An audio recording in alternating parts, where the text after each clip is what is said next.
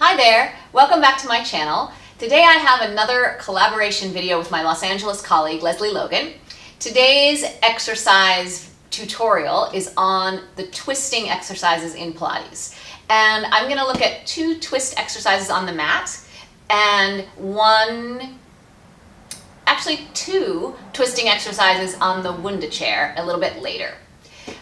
I'm a sort of a late to the party on the twisting exercises in Pilates. I really disliked them at first. I thought to myself, you know, some of the first twisting exercises that we learn in Pilates are on the short box, when you sit up and you have a side to side exercise and also a twist. And I used to think to myself, I must never twist my body in real life because I certainly can't do it when I come to Pilates. And I just sort of thought like, gosh, who knew twisting was so hard? And I'm going to say, yes, twisting is a challenge, but now it's really one of my favorite things to do. And I think my body actually, and I don't think this is uncommon, that we have like slight imbalances or twists of the body inside us. And so I feel like the twisting exercises can really address that and help us to feel untwisted. So the two exercises on the mat that I'm going to look at today are the saw and the spine twist. And the saw precedes the spine twist on the mat, but I often think that saw is a bit more, although not as challenging as spine twist because it's a bit more forgiving, I think it is a little bit more complex than the spine twist. So let's take a look at both of these exercises, and then we'll talk about some strategies to work on them and some things that can happen in the exercises. So the saw is going to put both of our legs a little bit wider than the mat. So if you have these satellite boxes, you're going to put your heels in the center, the very center of the satellite box, and that gives you the angle that's going to best address and twist the sides of you. So a lot can go on. There's a lot of different back shapes in this exercise. So you start in a tall back shape. Then you add a tall shape and a twist. And then the next part of the exercise is really all three things together. A tall, curved shape of the body with a twist in it as well. And so let's do that to the other side.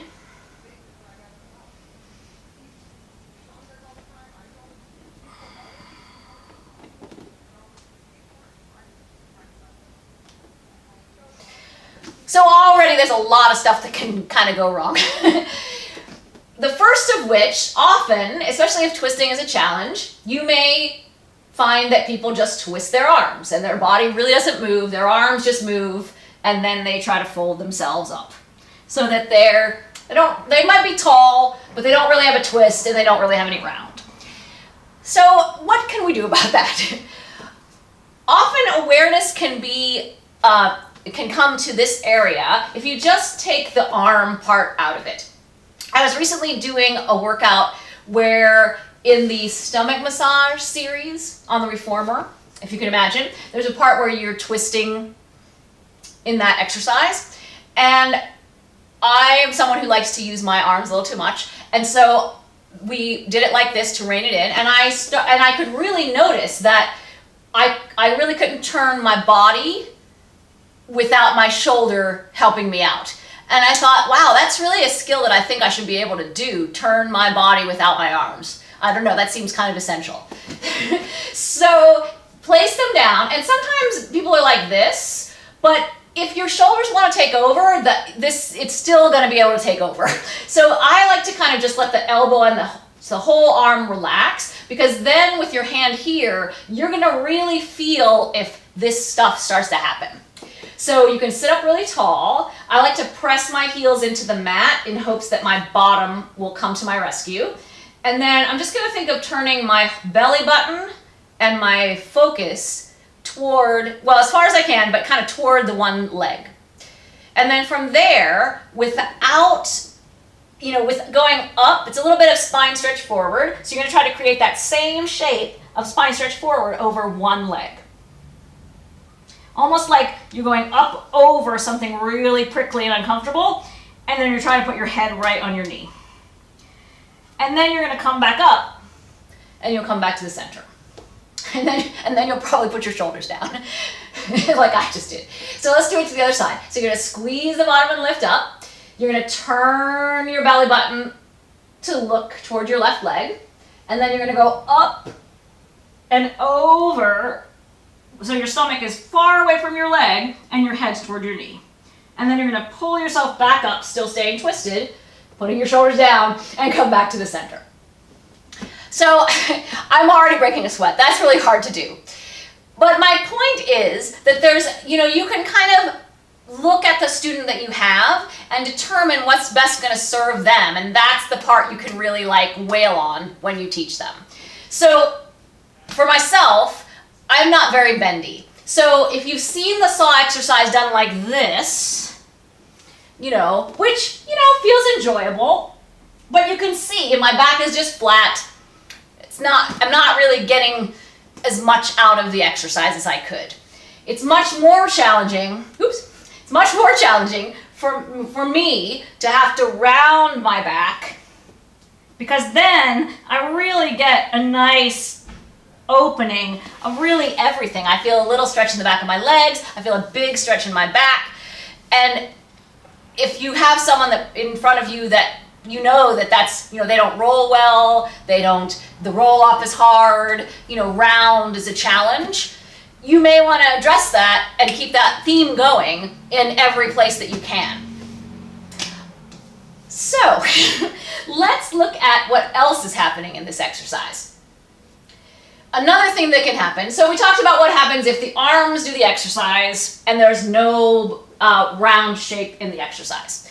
The other thing that can happen is that when the people do twist, everything twists. So the hips shift, the legs shift, and often you can hear the grinding and squeaking on the mat. Those of you that appreciate the squeaks on the mat, this one's for you. So I've actually started using that as the telltale sign to know if someone is not anchoring their low body. They twist and the mat goes, and so an easy way to address that is just to tell them not to make noise. Don't make noise on the mat, and it helps them stay completely still. It's actually a wonderful help. Why does that shift happen? It's usually because the seat is just sitting and not engaging to kind of hold the lower body together. And I find that the most challenging place to use your seat is often when you're sitting on it. And that's why I kind of like to press a little bit gently down in the mat with my heels so that it kind of gives me a little lift up in the bottom. And then you can kind of just, anchor yourself down. Don't let anything change. Maybe you don't go as far, but I bet you notice that it feels different.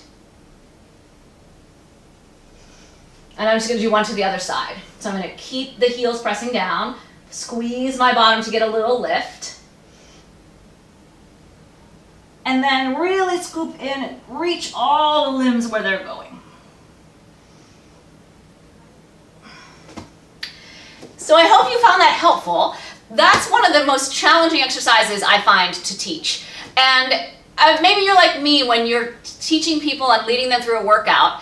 I always notice exercises where suddenly I feel this is a hard exercise to teach. This is a hard exercise for me to do. Notice those kinds of things, because that's really, I feel like those are the exercises that you're going to investigate and you're going to become an expert at, because you yourself have to figure out, what's going on there? So if there are any other questions about the saw exercise, please leave me a question in the comments below if I didn't address some of your concerns that you see day to day. And now let's compare it to the spine twist. The spine twist is more difficult because now you're twisting but the legs are together. So it places much more demand on your ability to keep this part still and to keep your lift. The legs together kind of leads to a little bit of sinkiness happening, whereas sometimes this is easier to be upright. So now the demands on holding yourself upright are greater. Your legs are squeezing together. And it's very reminiscent, I think, of what I mentioned before, the stomach massage on the reformer. That last part when your feet are on the foot bar and you're sitting up and you're twisting. So that's really your training ground for the spine twist on the mat. On the reformer, you get the actual push of the feet into the foot bar, which not only helps you to sit up tall, it also literally makes you reach them in that direction. And that's really a help, because the more you can reach the lower body that way, the more twist and lift you'll be able to create in the opposite direction. You want to feel like the more that you're reaching out away from your center, it's actually going to make your center stronger and make it have to work harder and almost be a help as well as a challenge. Okay, so now the exercise. The same thing happens here. You know, people, but the arms twist, but the body doesn't. So you could use that same little telltale twisting this way. The same shifting happens. And sometimes, you know, again, there's that noise that happens maybe to give it away, and you can tell them to be quiet. Sometimes if I have a moon box or something to put against the bottoms of someone's feet so they can push in, and they can also notice if one heel leaves the box, that's sometimes a nice assist that you can do for people. Or you can put your fingers on their heels and just tell them to keep reaching to you. That works too.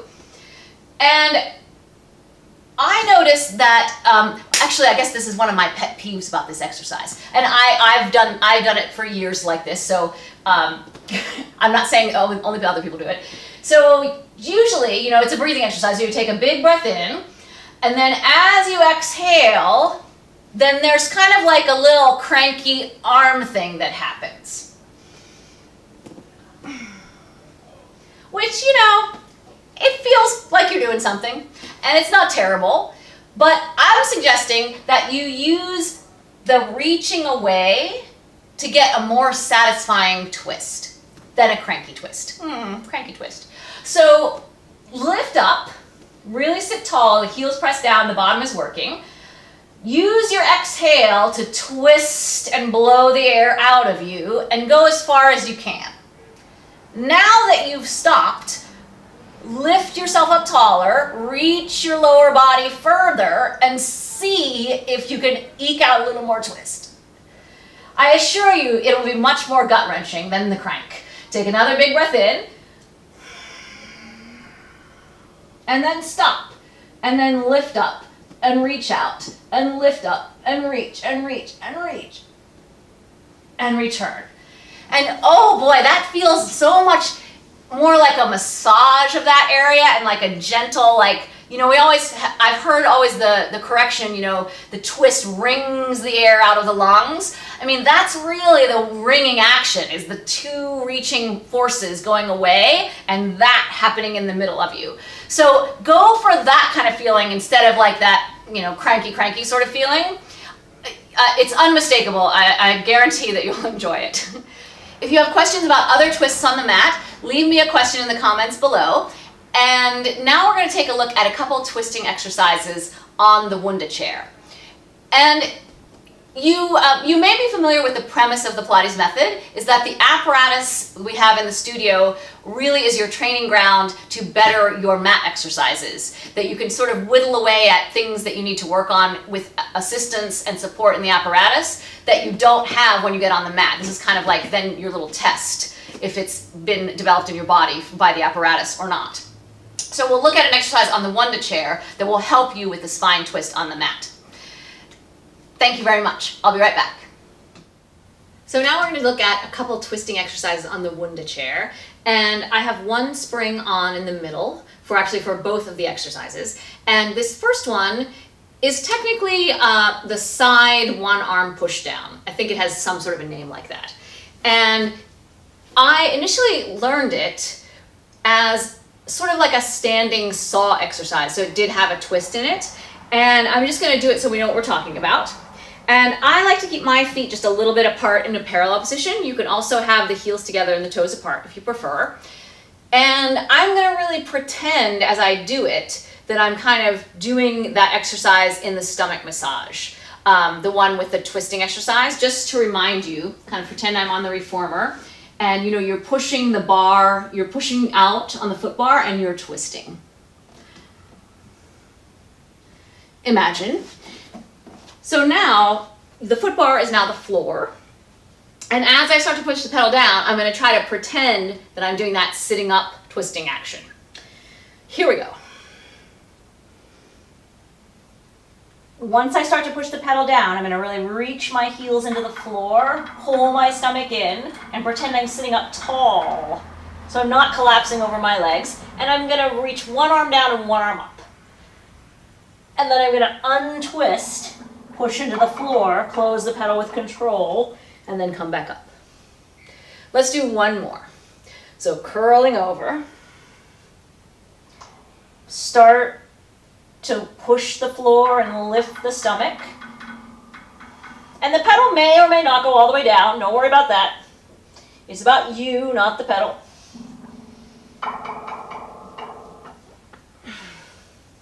So now let's take a look at it on the other side.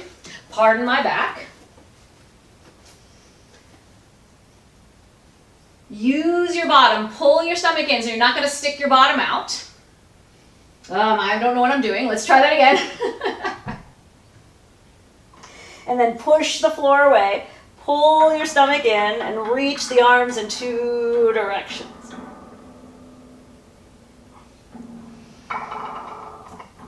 I'm going to do it one more time. And you can see there's a little bit of play side to side. You want to really try to stand evenly on your feet. Push the floor, pull the stomach in, and reach in opposite directions. Notice if you shift onto that near leg.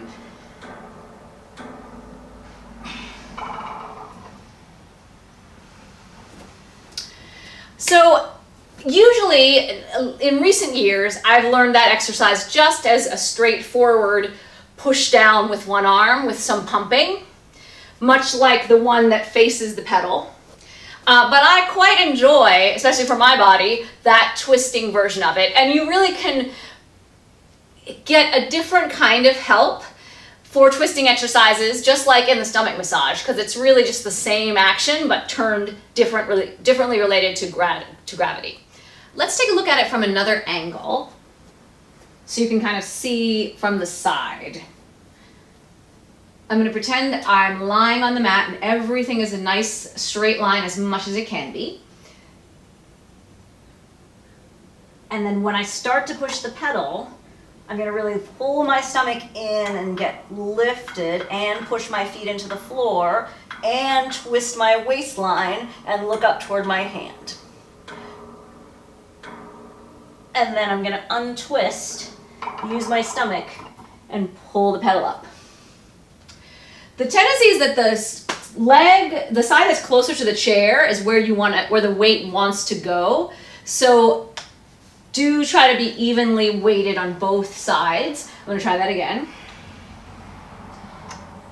I guess it's the side that's pushing the pedal, I should say. So really stand on the opposite side.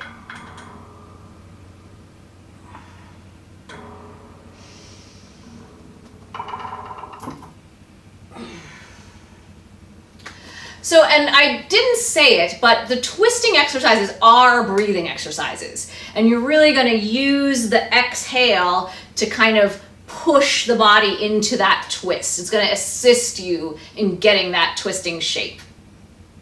So now let's look at one other exercise, sitting on top of the chair. This one is simply called twist. And I'm just going to move the chair for a moment.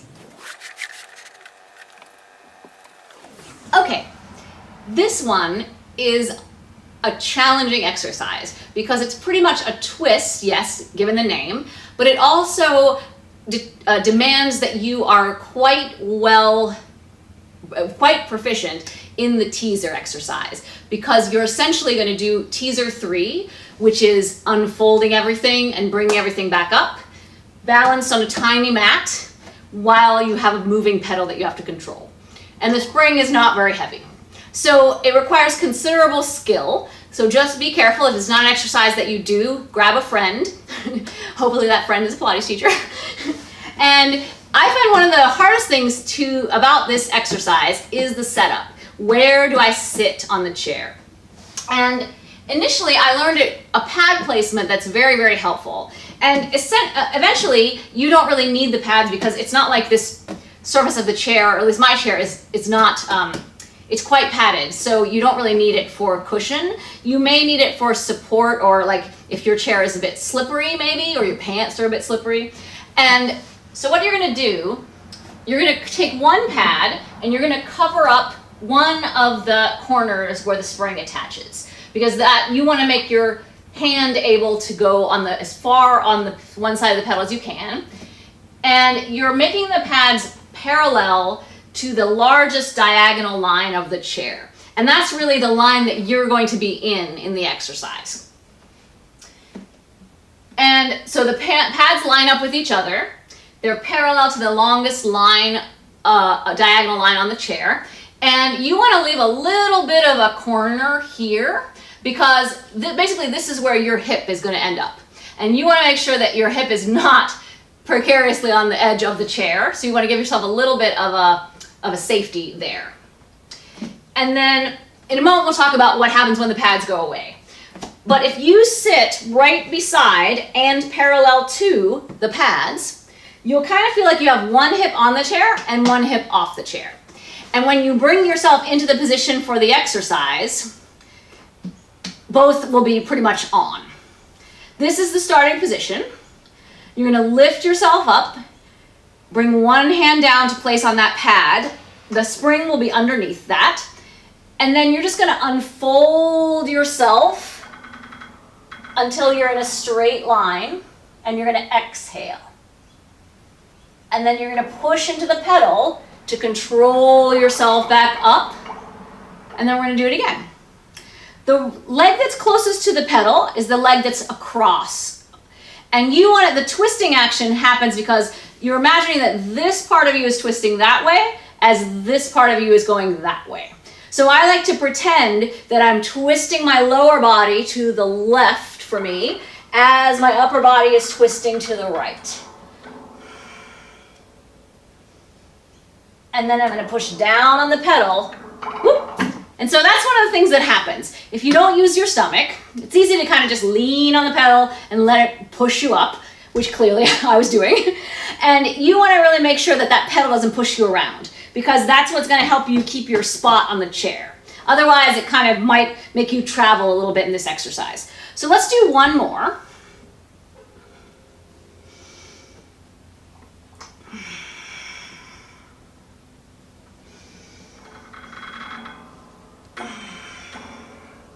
Yes, clearly I'm a little better when I don't talk during this exercise.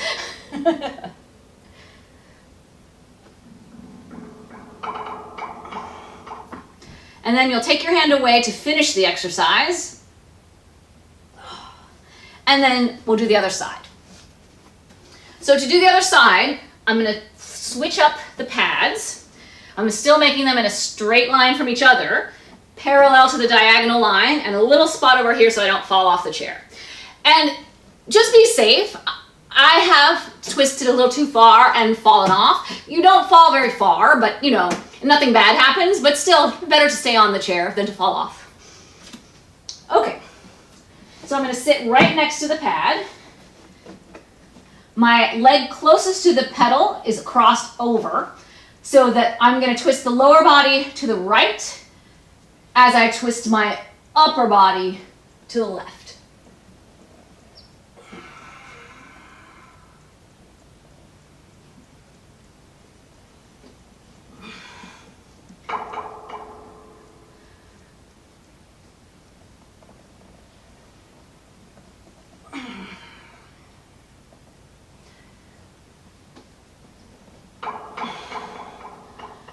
I'm going to do it one more time. And you're trying to kind of unfold evenly. This is a harder side, so I don't think that's happening on this side.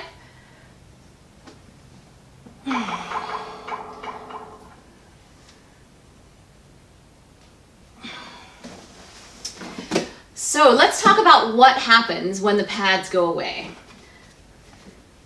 They are a great help, but if you don't need them, they're sort of an extra step in your workout that you don't need. So if you can imagine that there's an X on the diagonals of the chair, you're going to find the center point where the two diagonals cross. And that's going to be where you sit alongside your imaginary pad, either this direction or this direction. So give that a try, and let's talk about a little bit about ways to work on this exercise. Or actually, it's actually better if we talk about other places to work on the same exercise, or other exercises that can help you with this exercise. And while we're on the chair, let's talk about an exercise that's really the same kind of bringing the pedal up and down teaser action, but without the twist. And that is the teaser that's done sitting on top of the chair. Sometimes it's called the reverse swan. And you'll sit, not super close to the edge. You'll be in your teaser. Again, you should be really good at the teaser before you sit up on top of the Wunda Chair. And then you're really just going to go down with the pedal. And then you're going to go up with the pedal. And it's really the same muscles that are doing this but then in the next one side at a time. I'm going to do it one more time.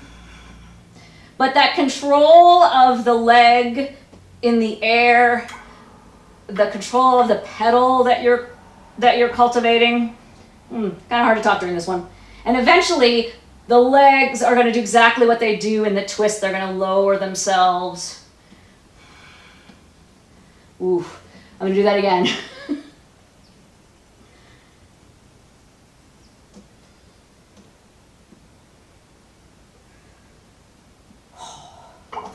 Whew. Clearly, it's easier for me to cheat in the other one than in that one. But that's a real straightforward example and help. If you can work that one, you're much better able to have success in the twisting one. So thank you so much for watching. I'll include Lesley's video on the twists in the info box below. And if you'd like to see more videos like this, do become a subscriber. Click the little bell icon so that you're notified and never miss a post. And thank you so much. I'll see you later. Bye. Rolling like a ball. So it's a little harder than rolling like a ball. And so this is pretty much the standard version of the exercise.